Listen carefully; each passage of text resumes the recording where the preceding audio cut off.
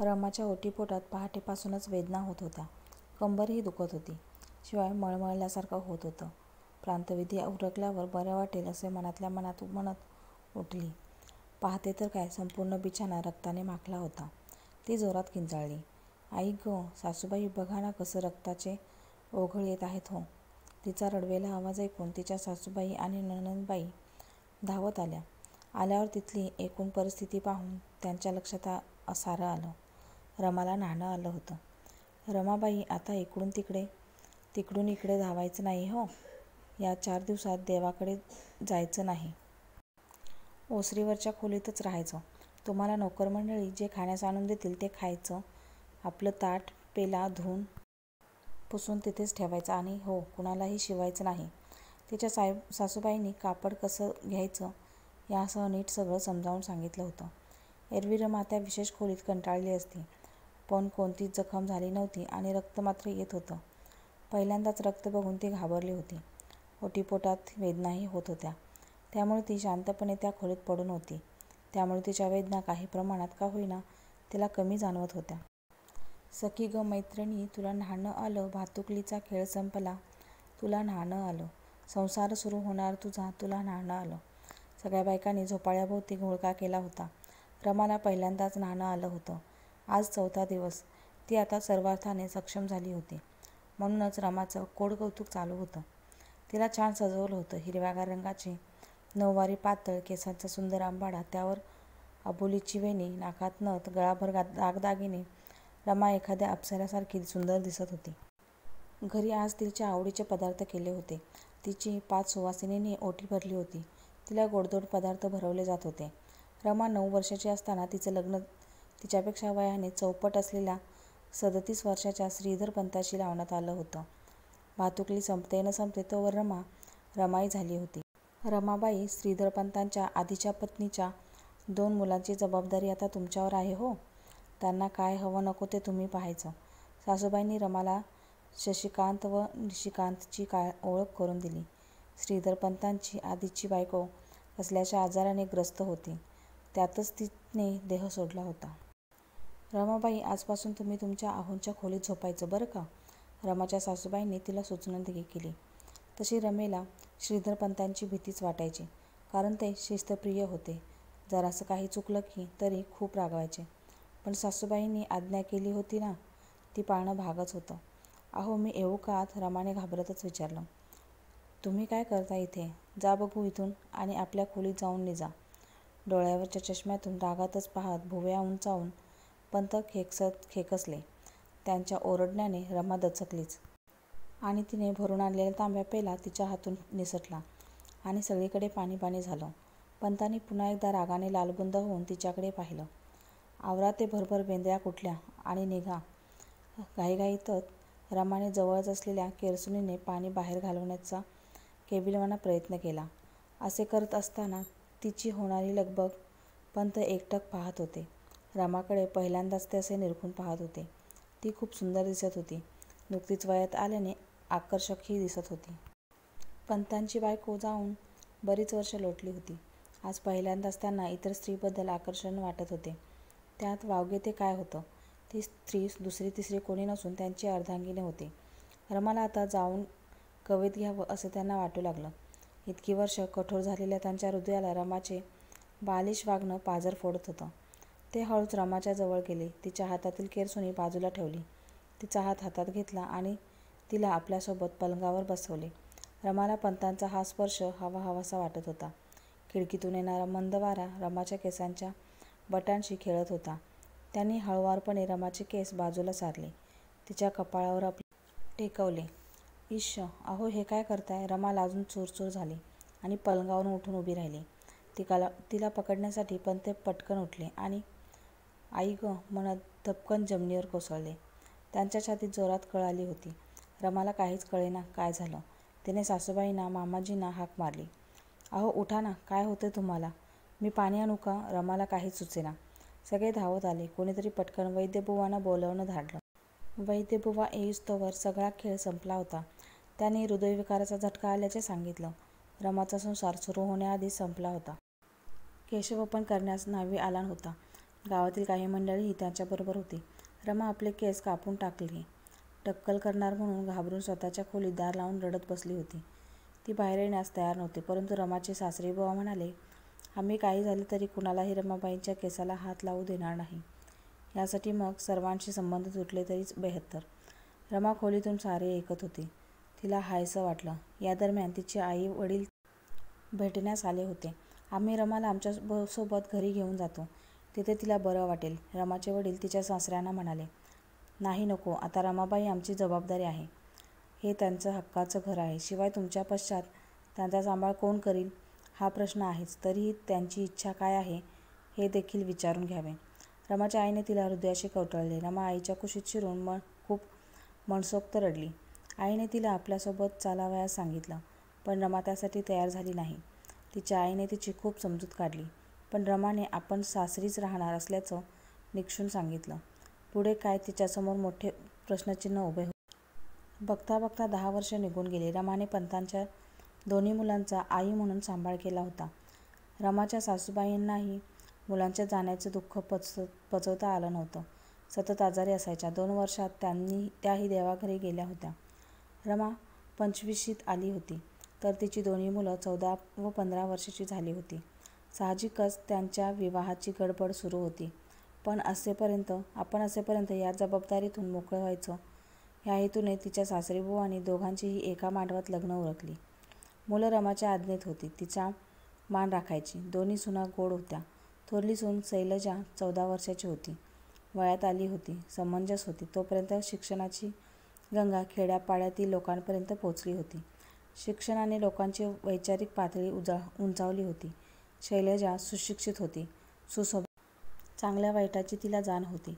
धाकटी सून नीरजाही सुशिक्षित व सुस्वभावी होती. थोरला मुलगा शशिकांत व धाकटा मुलगा निशिकांत दोघे भाऊ आपले सावकारी व्यवस्थित सांभाळत होते. मुळातच वडिलोपार्जित गडगंज संपत्ती असल्याने तशी कशाची ददात नव्हती. भला मोठा वाडा, दिमतीला नोकर-चाकर भरलेले कोठार, शिवाय येणाऱ्या सुनाही लक्ष्मीच्या पावलांनी आल्या होत्या. सारं घर आनंदाने न्हाऊन निघालं होतं. मुलींना आपापली खोली देऊन रमा स्वयंपाकघरात राहिलेली. आवराआवर करून आपल्या खोलीत निजायला जाणार तेवढ्यात तिला आठवलं की पोरं आज दूध प्यायली नाहीत. तिने मुला आणि सुनांचे असे 4 पेले दुधाने भरले आणि धाकट्या मुलाला निशिकांत व नीरजाला दूध दिले. ते दोघेही अतिशय थकले होते व झोपायला आले होते. रमाने दोघांनाही बळजबरीने दूध पाजलं आणि निजावयास सांगितलं. माडीवर जायचा जिना चढून ती शशिकांतच्या खोलीत जवळ आली आणि तिथेच थबकली. शैलजा, खूप गोड दिसतेस तू ह्या रेशमी साडीत. शशिकांतने असे म्हणत शैलजाची गुंफलेली वेणी सोडण्यास सुरुवात केली. अहो थांबा ना, कितीही घाई, शैलजा लटक्या रागाने म्हणाली. रमाने तिच्या नकळत खिडकीतून डोकावून पाहिलं. शशीने शैलजाची वेणी सोडली आणि तिचे काळेभोर लांबसडक केस भुरभुर उडत होते. त्याने हाताने हलकेच तिच्या बटा बाजूला सारल्या. तिच्या कपाळावर आपले ओठ टेकवले आणि गोड चुंबन घेतले. शैलजा लाजून त्याच्या कुशीत शिरली. आपल्या भाऊपाशात शशीने तिला घट्ट मिठीत घेतले. तिच्या मानेवर, गालावर तो चुंबनाचा वर्षाव करत होता. रमाच्या काळजात धडधड वाढली. बाहेर अंधार असल्याने ती खिडकीतून पाहते हे त्या प्रणयात बुडून गेलेल्या जोडप्याच्या लक्षात आलं नाही. रमा हळूहळू जिना उतरून आपल्या खोलीत गेली. तिची हृदयाची धडधड तशीच वेगाने होत होती. तिचे सासरे पुरोगामी विचाराचे असल्याने तिचे केशवपन करण्यास त्यांनी विरोध केला होता. मग मागील 10 वर्षात तिने डोक्यावरील पदराखाली लपवलेल्या आपल्या केसांना पाहिले नव्हते. आज पहिल्यांदाच ती आरशासमोर उभी राहिली. डोक्यावरचा पदर बाजूला सारला, अंबाडा सोडला आणि आपल्या काळ्याभोर लांबसडक केसांना पाठीवर मोकळे सोडले. तिचे मोकळे केस वाऱ्यावर उडू लागले. हळूच तिचा हात कपाळावर गेला. तिने मनातच कपाळाचे चुंबन घेतले. खांद्यावरच्या पदराला खाली टाकले आणि सर्वांगावर आपल्या हाताने स्पर्श केला. तिला तिचाच स्पर्श हवाहवासा वाटू लागला. या सगळ्यात पहाटे कधीतरी तिचा डोळा लागला. मग हे रोजचेच झालं. ती दूध देण्याच्या बहाण्याने माडीवर जायची. अंधारात लपून शशी आणि नीरजाचा प्रणय पाहायची. धुंद व्हायची आणि आपल्या खोलीत येऊन स्वतःच्या शरीराची स्वतःच खेळत बसायची. मोकळ्या केसावरून हात फिरवत राहायची. पदर बाजूला सारायची. साडी फेडायची. अशीच आरशासमोर उभी राहून स्वतःला बघत बसायची. बरीच वर्ष ज्या आनंदापासून ती वंचित होती तो आनंद तिला तिच्यातच सापडला होता. आता ती दररोज मोगऱ्याची फुलेही गुपचूप आणून ठेवायची. रात्री सगळी फुलं बिछाण्यावर अंथरायची आणि त्याच्या सुवासात आणखी धुंद. पण कुठवर टिकणार होता हा आनंद? रमा आजही रात्रीच्या अंधारात माडीवर दूध घेऊन गेली होती. खिडकीच्या फटीतून आत पाहत होती. जे सुख तिच्या नशिबात नव्हतं ते डोळ्यांनी अनुभवत होती. शशी आणि शैलजाचा प्रणय रंगात आला होता. शैलजाच्या चोळीची गाठ सैल करत शशी तिच्या गोऱ्यापान पाठीवर पोहडलेल्या रेशमी केसांना हलकेच बाजूला सारत तिच्या पाठीवर चुंबनाचा वर्षाव करू लागला.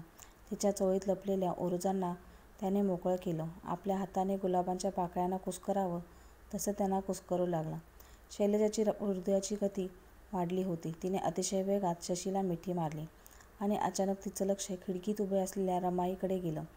"अहो थांबा ना, माझ्या पोटात कोण जाणे का खूप वेदना होत आहेत." "आई गं," शैलजा मुद्दामच. "शैलजा, वैद्यबुवांना बोलवायचं का?" "थांब, मी रमाईला बोलवून आणतो," शशीने काळजीच्या स्वरात विचारलं. रमा खिडकीतून त्याचा संवाद ऐकत होती. ती भरभर आपल्या खोलीत गेली आणि पलंगावर झोपली. "रमाई, रमाई, अगं ऐक ना, शैलजाच्या पोटात अचानक दुखू लागलं आहे. तू पाहतेस का जरा?" झोपेतून जागा होण्याचा सोंग करत रमा उठली आणि शशीला म्हणाली, "मी येते, तू हो बरं पुढे. बाळ, हे हिंग आणलंय, तुझ्या नाभीवर लावू. थोड्या वेळात बरं वाटेल." "हो," असं म्हणत तिने थोडंसं पाणी मिसळून तिच्या नाभीत हिंग लावलं. शैलजाने मानेनेच होकार देत पडून राहिली. तिला झोप लागेपर्यंत शशी तिच्या उशाशी बसून होता. थोड्या वेळाने तोही झोपी गेला. शैलजा पहाटे उठली आणि रमाबाईच्या खोलीत डोकावली. खोलीत मोगऱ्यांचा सुगंध दरवळत होता. रमाईचा पदर तिच्या खांद्यावरून दूर होऊन जमिनीवर पडला होता. तिचे मोकळे केस मंद वाऱ्यावर उडत होते. चोळीची गाठ सैल झाली होती. रमाई शांतपणे निजली होती. शैलजाला एकूण प्रकार लक्षात येत होता. ती अभ्यासू होती, चौकस होती. रमाईने आम्हा दोन भावंडांचा कितीच सांभाळ केला होता हे वारंवार तिने शशीकडून ऐकलं होतं. खूप कमी वयात वैधव्य आलेल्या स्त्रीबद्दल ते ऐकून होती. म्हणूनच तिला रमाईचा तिरस्कार वाटत नव्हता. पण जे घडलं त्याचा स्वीकार करण्याएवढा मोठेपणा तिच्याकडे होता. त्याबाबत ती कोणालाही सांगितलं नाही. ती तशीच मागे वळली. नित्यकर्म आटपून चहाचे आधण ठेवलं. तोपर्यंत रमाईही उठली होती. तिने आपल्या खोलीत आवरावर करून पुन्हा एकदा आपल्या केसांचा अंबाडा बांधून पदराआड लपवला. नोकर मंडळींना सोबतीला घेऊन न्याहारी तयार केली आणि आपल्या रोजच्या कामात गुंतून गेली. शैलजा आणि नीरजाही तिला मदत करायला आल्या होत्या. त्यामुळे आता तिला बराच वेळ मोकळा मिळत होता. दुपारचं जेवण आटोपली आणि ती परसात असलेल्या हिंदोळ्यावर जाऊन बसली. झुलणाऱ्या हिंदोळ्यावर तिचे मनही झुलत होते. तिच्या नकळत तिचा डोक्यावरचा पदर वाऱ्याने उडून खांद्यावर आला. आपले ओले केस तिने मोकळे सोडले. ती खूपच सुंदर दिसत होती. शेजारच्या घरात राहणाऱ्या दिनकररावांचं लक्ष तिने वेधून घेतलं होतं. परसदारी लावलेल्या भाज्यांना पाणी घालण्यास आलेल्या दिनकररावांच्या कानी रमाचं गुणगुणणं पडलं. "नयन निजून आले मेरे श्याम, नयन निजून आले." आणि ते तिच्याकडे पाहतच राहिले. "अहो रमाबाई, छान गाता हो तुम्ही. गोड गळा आहे तुमचा." त्यांचा आवाज ऐकून रमा पटकन उठली. स्वतःला सावरले, केसांचा अंबाडा बांधून डोक्यावर पदर घेतला आणि लगबगीने घरात गेली. दुसऱ्या दिवशीही असंच झालं. दिनकरराव जणू तिची वाटच पाहत होते. ते झाडांना पाणी घालण्याचे निमित्त करून तिथेच थांबायचे. रमाही कामं आपटून यायची. ती हिंदोळ्यावर बसून काहीतरी गुणगुण राहायची आणि दिनकरराव तिच्याकडे पाहत राहायचे. मग दोघांचा हा नित्यक्रम झाला. दुपारच्या वेळी सगळे वामकुक्षी घेण्यास गेलेले असत. त्यामुळे रमेकडे लक्ष देणारे कोणी नव्हते. काही दिवस डोळ्यांनी हास्याने त्यांचा संवाद सुरू होता आणि आता तर ते छान एकमेकांशी गप्पा मारू लागले होते. एक व्यक्ती मात्र या साऱ्यांची साक्षीदार होती, ती म्हणजे शैलजा. अगदी पहिल्या दिवसापासून माडीवरील खिडकीतून ती त्यांचं फुलत जाणारं नातं अनुभवत होती. दिनकरराव तिशीचे असावेत. समाजसुधारकांच्या बरोबर त्यांनी स्वतःला समाजकार्यात झोकून दिलं होतं. ते लहान असताना त्यांचे आईवडील प्लेगच्या साथीत मृत्युमुखी पडले होते. त्यांचं शिक्षण मामांनी केलं होतं. पण रंगाने काळे, साधारण व्यक्तिमत्व असलेले, नोकरी धंदा न करता लष्कराच्या भाकऱ्या भाजतो असे होते. त्यामुळे कुणी त्यांना मुलगी देण्यास तयार होईना. म्हणून अद्यापपर्यंत ते असेच अविवाहित राहिले होते. परंपरागत चालत आलेल्या अनिष्ट रूढी परंपरा यांच्या विरोधात आंदोलनं उभे करायचे. जशा सतीप्रथा, बालविवाह, केशवपन इत्यादी. सरकारचे लक्ष वळवायचे आणि अनिष्ट ती प्रथा बंद करण्यासाठी आणि सुधारणा घडवून आणण्यासाठी आटोकाट प्रयत्न करायचा, असा या मंडळीचा कयास असायचा. रमाबाईच्या बद्दल ते ऐकून होते. त्यांना काही वेळेला त्यांनी परसदारी पाहिलंही होतं. त्यांच्याबद्दल त्यांना प्रचंड सहानुभूती होती व रमाबाईंसाठी काहीतरी करावं अशी इच्छा होती. काय घडणार होतं त्यांच्या हातून रमाबाईंसाठी? आजही रमा दुपारच्या सुमारास परसदारी आली होती. इतक्यात दिनकररावही आले. "रमाबाई, आलो हो आम्ही. फार काळ तिष्ठत नाही बसला ना? नाही हो, आत्ता चाललो आम्ही. पण आज कोठे होता दौरा आपला? आज आम्ही महर्षी कर्वे यांच्या भाषणास गेलो होतो. अण्णा स्त्री शिक्षणासाठी प्रयत्न करत आहेत. असं होय. आम्हासही खूपदा वाटलं होतं शिकायचं, 4 अक्षर गिरवावी, 4 बुकं वाचावीत. पण आता सवडही नाही आणि आवडही नाही. असं म्हणून रमा किंचित हसली. शिक्षणाने माणसाला शहाणपणा येतं, बरे वाईट यातील भेद लक्षात येतो, रोजचा व्यवहार करण्याचे चातुर्य येते आणि आपले मत मांडता येतं. शिवाय या साऱ्यात आपलं मनही रमतं. तुम्हास मी शिकवेन. बरं हो, उद्यापासून मी आपली शिष्या, बरं का? असं म्हणून दोघेही हसले. दुसऱ्या दिवसापासून रमाबाई श्रीगणेशा गिरवू लागल्या. मुळातच हुशार असलेल्या रमाबाई लवकर अक्षरे ओळखू लागल्या. महिनाभरात त्यांना अडखळत का होईना वाचताही येऊ लागलं. त्या त्यातच रमू लागल्या. आता त्यांचं माडीवर जाऊन मुलांच्या खोलीत डोकावणं सुद्धा बंद झालं होतं. पण दिनकररावात त्या गुंतत चालल्या होत्या. एक दिवस जरी दिसले नाहीत तर त्यांचे कशात लक्षच लागत नसे. अशा वेळी दिवसातून 10 वेळा त्या परसदारी जाऊन यायच्याच. शैलजाच्या चाणाक्ष नजरेतून हे सुटायचं नाही. मग एक दिवशी तिने शशीकडे विषय काढलाच. अहो, ऐकताय का? काही सांगायचं आहे. हो, बोल ना. काय म्हणणं आहे राणी सरकार? रमाबाईने बरीच तुमच्या भावंडांस सांभाळण्यात आपली ऐन तारुण्याचे वर्ष. त्यांच्या वाट्याला काही संसार सुख आलं नाही. त्या या सुखापासून वंचित राहिल्या. आपण त्यांचा पुन्हा विवाह करून देऊया का? शशी 2 क्षण आपल्या पत्नीकडे पाहतच राहिला. बराच वेळ शांत राहिला. काही बोलला नाही. पण आप्पा तयार होतील का या सर्वांसाठी? आणि कोण तयार होईल विवाहासाठी? शिवाय आपल्या माहितीतील गृहस्थ हवेत. ते तुम्ही माझ्यावर सोपवा. फक्त आप्पांना कसे तयार करायचे ते पहा. आप्पा कितीही पुरोगामी विचाराचे असले तरी आपल्या सुनेच्या विवाहास तयार होतीलच असं सांगता येत नव्हतं. 1959चा तो काळ. सगळीकडे समाजसुधारकांचे वारे वाहू लागले होते. योगायोगाने कर्मवीर अण्णासाहेब कर्वे यांची सभा त्यांच्याच पंचक्रोशीत आयोजित करण्यात आली होती. शशीला आपल्या रमाईला तिचे जगणे मिळवून द्यायचे होते. त्याला कल्पना सुचली. त्याने आप्पांना सभेसाठी तयार केलं. सभेत अण्णांनी स्त्री शिक्षणाचे महत्त्व, बालविवाह का नको, केशवपण बंद करा, विधवा विवाह, पुनर्विवाह इत्यादी विषयावर सविस्तरपणे लोकांची कानउघडणी केली. तीही अतिशय सोप्या भाषेत, सहज समजेल, रुचेल, पचेल आणि पटेल अशा शब्दात. लोकासांगे ब्रह्मज्ञान, स्वतः कोरडे पाषाण अशी त्यांची वृत्ती नव्हती. त्यांनी स्वतः एका विधवेशी विवाह केला होता. तिला जगण्याचा हक्क आहे हे समाजाला पटवून दिलं होतं. दिनकररावही सभेला उपस्थित होते. सभेला तुफान गर्दी होती. लोक जीवाचं कान करून अण्णांचे शब्द ऐकत होते. परिवर्तनाच्या दिशेने पाऊल उचलण्याचं त्यांचे विचार पक्के होत होते. आपल्या प्रथा कशा घातक आहेत हेही लक्षात येत होतं. सभा संपल्यावर जोरदार टाळ्यांचा गर्जना संपूर्ण मैदानभर भरून राहिला होता. घरी आल्यावर जेवणं आटोपली आणि शशी आप्पांना म्हणाला, आप्पा, बोलायचं आहे तुमच्याशी थोडंसं. बोला ना शशी. अण्णा खूप छान बोलले आज. आम्हास राहून राहून रमाई डोळ्यासमोर येत होती. रमाईचं काय? आप्पा, रमाईने आपल्या कुटुंबासाठी इतकं केलं, पण त्यांना काहीच सुख मिळालं नाही हो. नुसत्या राबत राहिल्या आपल्या घरासाठी. आपलं अवघं आयुष्य वेचलं त्याने. होय, खरं आहे. बिचाऱ्याच्या नशिबी सुखच नाही. आम्हास असं वाटतं की आपण त्यांचा पुन्हा एकदा विवाह करून द्यावा. काय बोलताय शशीराव? भानावर आहात ना? लोक शेण घालतील आपल्यात. इतक्यात शैलजा स्वयंपाकघरातून डोकावून म्हणाली, आप्पा, रमाईलाही दागदागिने घालण्याचा, फुलं माळण्याचा आणि जगण्याचा अधिकार आहे. त्यांनी आपलं अवघं जीवन या घरासाठी वेचलं. आता तरी त्यांना त्यांच्या वाट्याचं सुख मिळायला हवं. आपली नातसून म्हणते ते आप्पांनाही पटत होतं. त्यांनाही आपल्या सुलक्षणी सुनेचं चांगलं झाल्याचं पाहायचं होतं. शिवाय आज अण्णारूपी सोनाराने कान टोचले होते. बराच वेळ विचार केल्यानंतर आप्पांनी विवाहास संमती दर्शवली. आज दुपारच्या सुमारास परसदारी शशी घुटमळत होता. त्यामुळे रमाला बाहेर जाता येत नव्हतं. त्यामुळे ती स्वतःच्या खोलीतच बसून होती. शैलजा तिथे येऊन तिच्याशी गप्पा मारत बसली. इकडे परसदारीत दिनकरराव आले. पण आज रमाबाई काही दिसत नव्हत्या. त्यांची नजर रमाबाईंना शोधत भिरभिरत होती.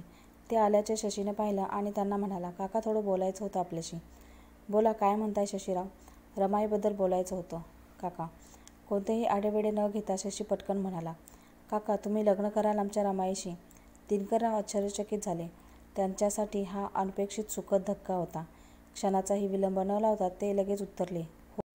पुढे काही न ऐकता शशी धावत घरात शिरला आणि त्याने सगळ्यांना ही गोड बातमी दिली. रमाही मनातून आनंदून गेली होती. छोटेखानी समारंभ करून विवाह सोहळा पार पडला.